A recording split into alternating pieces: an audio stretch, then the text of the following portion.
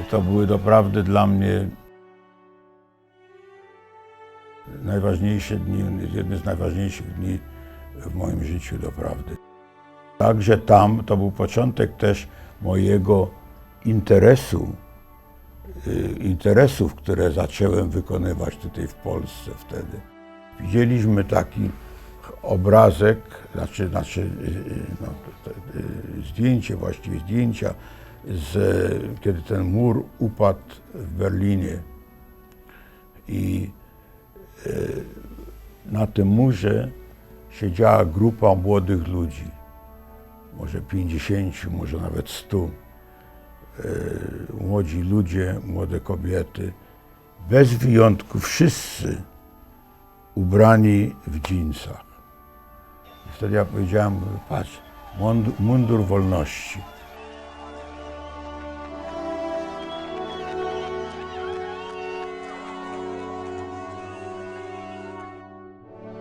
Pod koniec lat 80.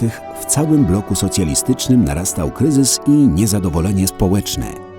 Symbolicznym końcem komunizmu staje się upadek muru berlińskiego w listopadzie 1989 roku, który przez prawie 40 lat oddzielał kraje demokratycznego Zachodu od totalitarnych państw socjalistycznych. Jednak kilka miesięcy wcześniej dochodzi do wydarzenia, które na zawsze zmieniło historię Polski. Częściowo wolne wybory z 4 czerwca 1989 roku stały się początkiem drogi do demokracji. Działałyśmy jako tak zwana taka młodzież solidarnościowa. Byłyśmy w Międzyszkolnym Komitecie Solidarności i również właśnie w tych komitetach obywatelskich zajmowałyśmy się roznoszeniem ulotek, rozklejaniem plakatów i wyjaśnianiem ludziom, jak mają głosować.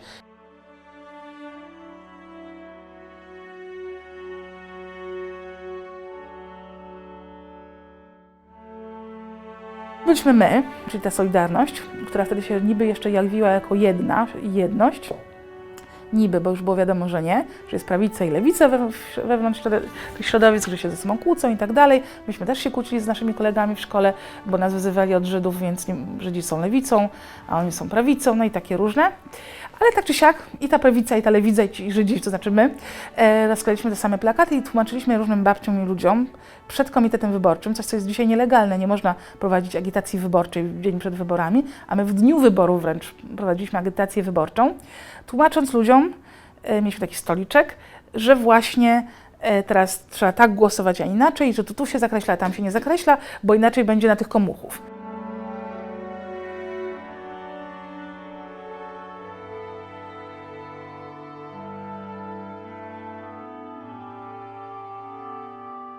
Mój ojciec był w tej komisji wyborczej i musiał bardzo wcześnie rano wyjść, bo był w tej komisji wyborczej na cały kraj, czyli wyszedł pewnie o 4 rano, a my musiałyśmy wyjść przez 6. O 6 już musiałyśmy być w tym punkcie wyborczym. To znaczy Jagna spała wtedy ze mną, nocowaliśmy w tym samym mieszkaniu ojca. Ojciec wyszedł i zostawił nam radio włączone, które chyba było radiem, które się włączało właśnie jako budzik. I po prostu Jagna mnie obudziła, krzycząc: Bogna, znowu są czołgi.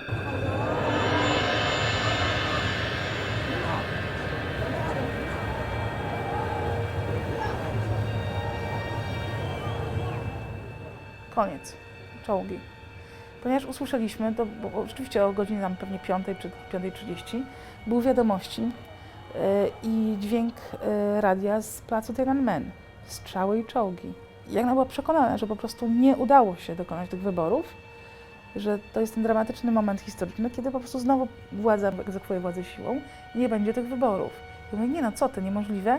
I dosłuchałyśmy tego radia i się okazało, że to jednak w Chinach te czołgi, tego samego dnia, 4 czerwca 1989 roku.